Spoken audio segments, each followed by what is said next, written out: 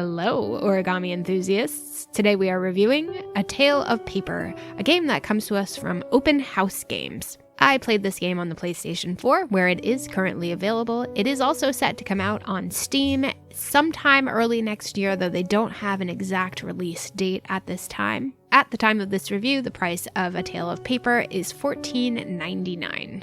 As the game opens up, we see the protagonist, Line, gain some sort of consciousness as light descends upon them, and off they go with some sort of newfound consciousness into the world to explore and learn new abilities through origami. You start out with a simple transformation as you learn how to become a frog and jump to higher places, and from there you learn to become everything from an airplane to a rocket ship to a ball of paper. You'll need to use all of your newfound abilities to solve the puzzles and platform through these levels. In addition to your origami transformations, Line can also interact with the environments by using the R1 button, which you'll need to unscrew vents and climb through doorways. You can also run using the L1 button, which you will definitely need in some scenarios. Each of the origami transformations is assigned to one of the buttons, so for example, you would press the square button to become the frog, and press it again to turn back into Line. If you're like me and you like looking for secrets, there are also little origami birds that you can collect along the way. The only real enemies that you have in A Tale of Paper are yourself if you fall over a cliff or mistime a jump.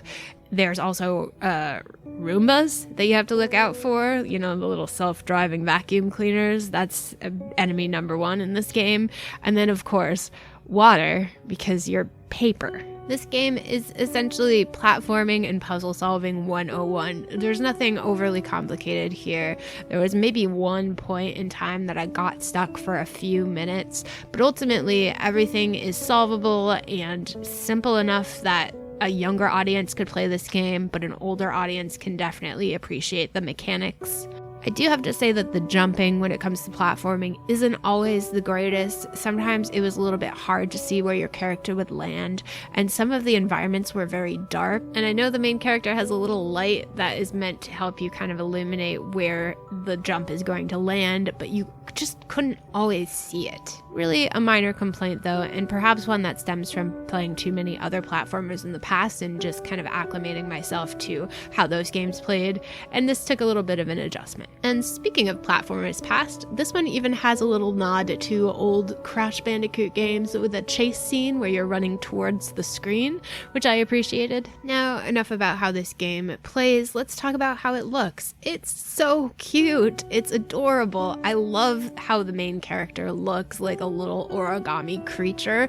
How would you not like that? The environments are equally lovely. You go to everything from the attic of a house to the sewers to the rooftops, and while, like I mentioned before, some of the environments are quite dark, they're all very well detailed and well animated, and there's little details thrown in there that really show a lot of love was put into this design. You'll be walking through the sewers, and as you walk past mushrooms, they'll illuminate, or you'll see little eyes in the background peering through the vents. It's just so well done. Though I was playing this on my fairly ancient, nearly extinct PlayStation 4, I didn't have any slowdown issues. Yeah, the graphics don't look as great as they might on the Steam version, but that said, it didn't detract from the gameplay. No issues running the game whatsoever, no crashes, which is all I can ask for. The soundtrack is also symphonic and well suited to the game material. It's absolutely lovely.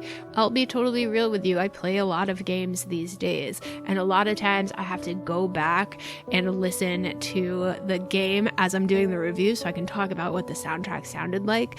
This one I actually remembered without having to go back. The main theme actually stuck with me that much, and that says something to me. It really sounds like they got a full-on orchestra to do the soundtrack, and it does stay pretty ambient for the majority of the game, but when it picks up, it really picks up. Like in that chase scene I was talking about earlier, where you're doing the Crash Bandicoot style running towards the screen. I won't tell you what you're running from, though I may put it in this review, just to see how far people make it. It's perfect. It fits the scene so well, and the end theme is just beautiful. The rest of the sound design, just mainly the sound effects because there is no voice acting, it's great. It complements the game well. It doesn't do anything to kind of outshine that beautiful soundtrack, but it's there and it's effective. A Tale of Paper came out of nowhere for me. I had no idea this game was coming out. I knew nothing about it going into it, and I enjoyed it so much. Without speaking a word, this game told such a beautiful story, and it does have themes of space, which I always enjoy in video games. Looking at you, Portal 2. But no, seriously, it's a beautiful story. It's a beautiful game. It is quite short. It only takes about 2 to 3 hours to complete it. There is a little bit of a surprise at the end, which I won't spoil for you, but it's one that is worth your time to check out for sure.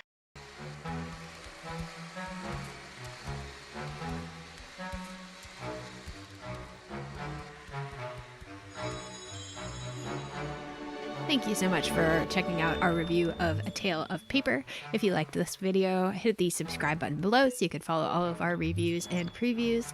Also, check out the description box for links to our Discord, as well as our merchandise store, and our memberships if you'd like to support us further. Thank you again for watching, and I will see you next time.